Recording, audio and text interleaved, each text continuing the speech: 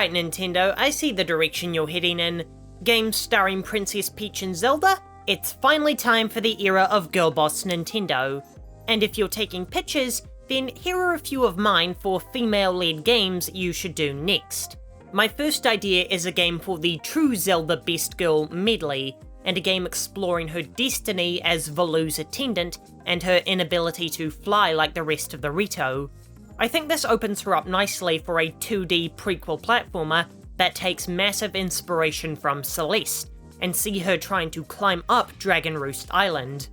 Medli has always been one of the more endearing Zelda characters, and I feel like a short game that shows her determination to prove that she can be Volu's attendant and overcome her disability would be a really great story. It would be an excellent analogue to how Madeline overcame her inner turmoil in Celeste, where one game would be about proving you're capable to yourself, Medli's would be about proving that even though you have challenges, you're still capable of being independent. As someone with a deadly combo of autism and overly caring parents, this would be an especially effective narrative for me. Her semi-flight could also serve as the unique platforming mechanic that sets it apart from other games. Instead of being a vertical platformer that ascends up Dragon Roost, how about it be a primarily horizontal game with each chapter being a different floor of the dungeon? This would allow Medli's glide to be translated to gameplay, and it could revolve around stringing together long jumps and catching gusts of wind in order to make it across the level. Of course, I like it to retain the cel-shaded art style of Wind Waker, as now I'm a tiny bit concerned that all 2D Zeldas going forward will have this toy-like aesthetic.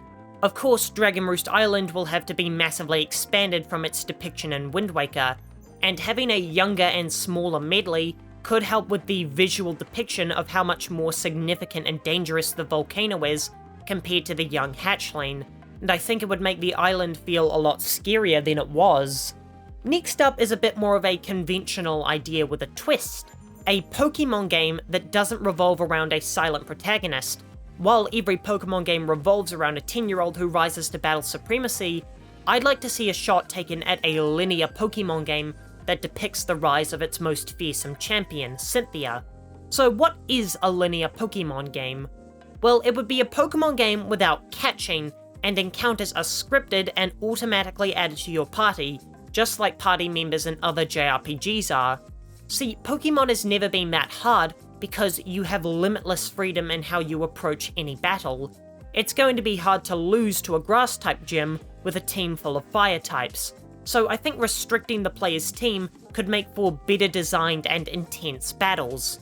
With that linear format that revolves only around battling rather than catching, you could work in a narrative in this rare opportunity to be more hands-on with the pacing of a Pokemon game, and I think a Cynthia prequel would be perfect. Long has she been fed by trainers, and while her team is terrifying, she's also by far one of the sweetest champions in terms of personality. The anime depicts her as a kind and fun person who just so happens to have incredible skill.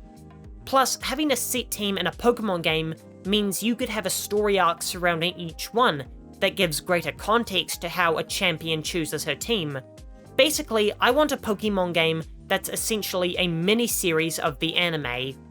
I think a more cinematic approach to Pokemon could help the franchise, as the non-linear nature of Scarlet and Violet made it one of the worst Pokemon games.